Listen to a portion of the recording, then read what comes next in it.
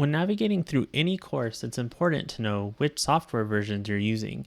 In our case, like we mentioned in the previous lesson, we are going to primarily be in Revit 23 and Dynamo 2.13. Once again, these workflows are compatible in the previous two versions of Revit. Along with those versions, we do have a few Python versions to consider as well.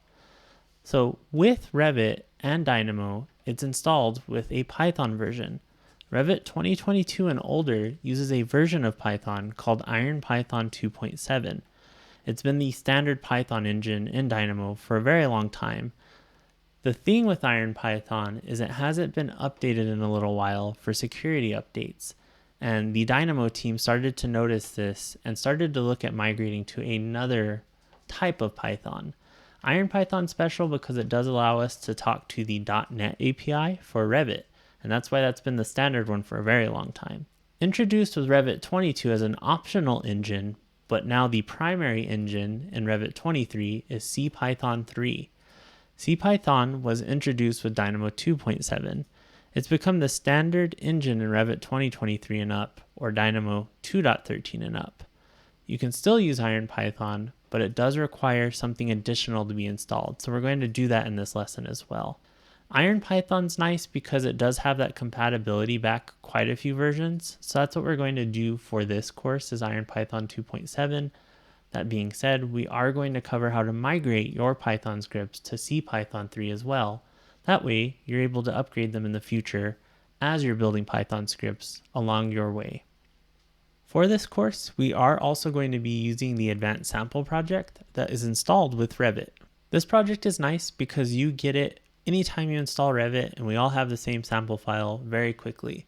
This also helps you have some sort of predictability when building Python scripts and following along with this course. What we're going to go ahead and do is under the Manage tab, we're going to navigate to the Visual Programming panel. Under the Visual Programming panel, we can select Dynamo. And once Dynamo opens, we're going to go ahead and click New to start a new blank workspace. As mentioned, we are going to be using IronPython for this course. If we were to go to the script category in the node browser in Dynamo and editor, we can see that we have a Python script option. In this case, it is CPython 3 as our default editor. When we double click on the node, we are able to edit that Python script. As you can see, I only have one option in the dropdown in the Python editor window. And don't worry if this looks a little scary right now. This is just the introduction to get IronPython installed. We will navigate into all these lines of code in the next lessons. In order to install IronPython to be able to follow along in this course, we're going to go to Packages, search for a package. You'll let this load, and we're going to search for a package called IronPython. In this case, it's Dynamo IronPython 2.7. We'll click on Install. You just need to confirm the install. And it kind of gives you a few warnings that you are installing an older Python engine. That's okay. And we'll go ahead and get this installed now. You will get the confirmation. And now we'll see if we double click inside of the Python node, we will have the option for IronPython 2. By default, CPython is our Python editor. So in addition to installing this package, we need to navigate to the Dynamo menu, Preferences, and we can go through and actually change the engine. So we'll click on Features, Python, and we'll go ahead and change it to IronPython 2. Going through these lessons, if you start to use CPython 3 instead and you're comfortable with it, you can always change this back to CPython as well.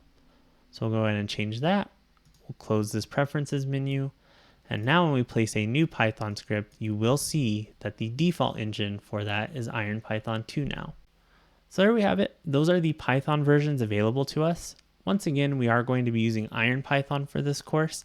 It does require that package to be installed, but with that installed and the preferences set, you are now able to start to create the Python scripts that we will be building in the following lessons. We'll see you in the next lesson.